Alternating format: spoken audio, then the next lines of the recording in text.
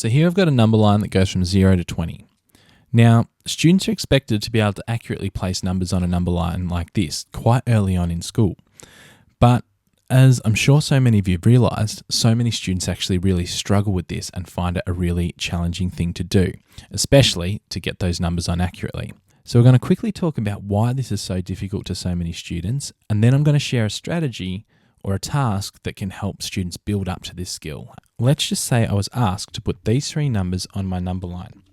Now, when I think about what actual operation am I being asked of here, this is actually a division-based problem, and we know students of our 4 operations struggle with division the most because I'm being asked to divide the 20 up into equal parts. So for example, with my 10, I'm technically being asked how many 10s are there in 20. And I know there's 2, so I know that the 10 must have to go here in the middle and that these 2 parts need to be equal. Now again with the 5, if I know that there's 2 5s in 10, I'm being asked to divide 10 into 2 equal parts, and so I will put my 5 here. And even to accurately place my 3 here, I still need to use division-based thinking because I have to divide this space into 5 equal parts. So hopefully from that you can see just how much students are forced to rely on division-based thinking to be able to accurately place these numbers. So what can we do about it? We can start by giving them open number lines like this, where we've got 0, 5, and then nothing for the rest of our number line. Then I could ask questions like this. My koala did 5 big jumps and landed here. If every time he jumped the same size, how far would he get if he did 10 jumps? Now, all of a sudden we flip things on its head because now we're no longer asking students to divide up a quantity, but instead, now we're using multiplication or addition-based thinking. So for example, to solve this, students might go 1, 2, 3, 4, 5, and you could get students to pay attention to what kind of size jumps are happening there. So 1, 2, 3, 4, 5.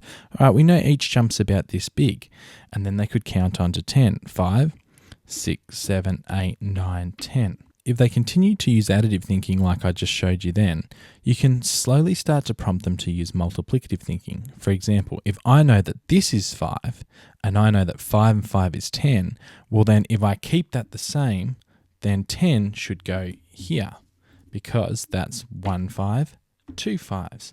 Then the same thing if we were to asked to place the number 15, well now we know that this is 10 and we know that 5 more is 15. So we could try and jump to 5 more, so about here. So while we're still focusing on proportional reasoning, you can see how that's still easier than the division-based thinking we were doing before and can help as a bridging activity, get them confident with this before you move on into splitting into equal parts. So then with a number line task like this, you could also change that 5 and now we could rename that and say, well now that is worth 10. So now if our Teddy had to do 10 big jumps and he only got to here, where would he land if he did 20 jumps? So now for this, we're using that place value thinking. Well, if that's 1 10, 2 10s just must be double. So 20 jumps would be about here. All right, so next time you have to teach number lines, maybe try and give this a go, where you start by giving your students practice with some questions with open number lines, where they get to use their addition multiplicative-based strategies, before you move on to closed number lines, where they're going to be forced to use division and subtraction-based thinking. Let me know how it goes. Go math it up.